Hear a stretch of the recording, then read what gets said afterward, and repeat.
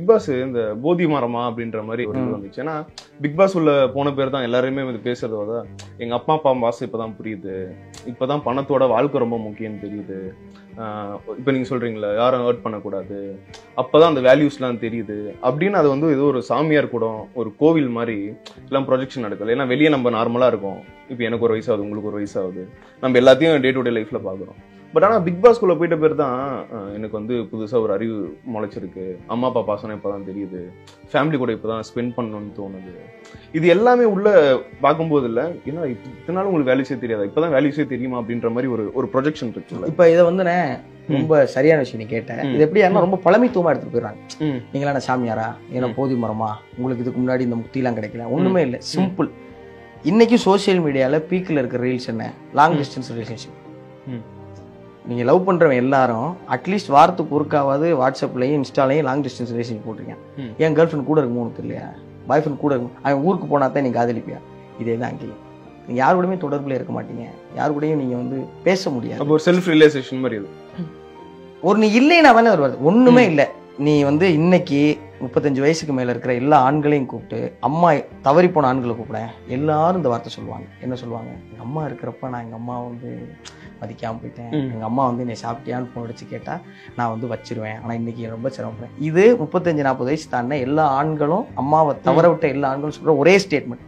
அப்போ அவன்கிட்ட போய் இப்போ தான் உனக்கு ஆமாம் ஒன்று இல்லைன்னா தானே ஒரு அருமை புரியும். உள்ள எதுவுமே இருக்காது, நீ அம்மா கிட்ட பேச முடியாது, நீ வந்து ஓடிக்கிட்டே இருக்கிற இன்னைக்கு லைஃப்ல இருக்கலாம். அங்கே உட்காரும் போது உனக்கு புற வாழ்க்கையே கிடையாது, நீ உன்னைய பற்றி மட்டுமே யோசிப்ப.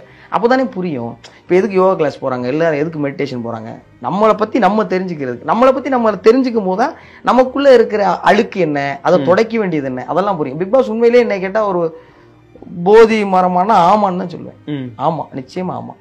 இப்போ சிவா வந்து ஒரு இடத்துல ஏந்து சொல்றாரு, இந்த மாதிரி வந்து என் குடும்பத்தையே அடிச்சாங்க அப்படின்றப்போ நீங்க வந்து ஆமா தப்பு தான் அப்படின்னு. பட் நிறைய பேர் முத்து அங்க மன்னிப்பு கேட்டிருக்கலாமோ, ஏன்னா அவங்க மன்னிப்பு கேட்டேன். நீங்க சிவாண்ட போன் அடிக்கிறீங்க, நான் அவர் கையை பிடிச்சி அண்ணே தம்பி, அவர் முதல்ல வந்து என்கிட்ட ஃபர்ஸ்ட் வீட்டுக்குள்ள வந்தோடனே என்கிட்ட சொன்னாரு. என்ன சொல்றாருன்னா, தம்பி அவர் இந்த விஷயத்தெல்லாம் கிளாரிஃபை பண்றாரு. அதாவது ஸ்டேஜில் போய் முத்து பத்தி பேச எனக்கு விருப்பம் இல்லை அப்படின்னு அவர் சொன்னதாகவும், அவர் கப்பு உடைக்க போறப்ப நீ வரக்கூடாது அப்படின்னு அவர் சொன்னதாகவும் வெளியில பேசப்பட்டிருக்கு. இதெல்லாம் நடக்கல.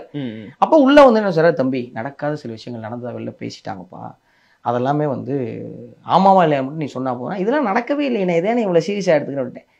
சாட்டர்டே எபிசோட்ல தான் என்ன சொல்லிட்டாரு, மனைவி குழந்தைங்க பற்றி ரொம்ப தப்பாக பேசிட்டாங்க அப்படின்னு அழுதுட்டாரு. எனக்கு ஏன்னா முத நாளே நீ இதை சொல்லாமல் இங்கே வந்து இவ்வளோ சீரியஸாக சொல்றீங்கன்னா, அப்போ எனக்கு சீரியஸாகவே தோணலை. சரி ஏதோ ஒரு விமர்சனம் வந்திருக்கு, அதெல்லாம் கிடந்துட்டாரு. அப்புறம் அதை ரொம்ப பாதிச்சிருந்தோடனே அவர் தனியாக கூப்பிட்டு போய், அண்ணே ரொம்ப ரொம்ப சாரிண்ணே, இது ஏன் நடந்துச்சு எப்படி நினச்சி எனக்கு தெரியாது, ஆனால் உன்னைய தவறான முறையில் பேசியிருந்தாங்கன்னா அது ரொம்ப ரொம்ப தப்பு, அதுக்கு தம்பி காரணமாக இருந்ததுக்கு முன்னாடி ஐயோ இல்லை முத்துனார். இல்லைண்ணே இதுக்கு காரணமாக தம்பி இருந்திருக்கேன்ல, நான் வந்து உன்ட்ட மன்னிப்பு கேட்டுக்கணும் அப்படின்னு சொன்னேன், வீட்டுக்கு வர்றேன், நான் அன்னிட்டையும் மன்னிப்பு கேட்கணும் அப்படின்னு அங்கேயே சொன்னேன். அவர் அதெல்லாம் ஒன்றும் இல்லைன்னாரு. அது அப்படி தானே, ஏன்னா அட்லாஸ்ட் நம்ம தானே காரணம். இந்த வீடு தான் சொல்லி கொடுத்துச்சு, ஒரு தப்பு நீ செஞ்சியா செய்யலையாங்கிறது ரெண்டாவது. முதல் விஷயம், ஒரு தப்பு நடந்துக்கு நீ காரணமாக இருந்திருந்தாலும் நீ அந்த பொறுப்பை ஏற்றுக்கணுங்கிறத பிக் பாஸ் சொல்லி கொடுத்த நிறையா பாடங்களில் ஒன்றுங்கிறனால அங்கனக்குள்ளேயே அவர்கிட்ட வந்து என்னைய மன்னிச்சுக்கிறேன், இல்லைண்ணே ரொம்ப சாரி, ஒரு முறை போய் வீட்டில் சந்திக்கணுங்கிறதும்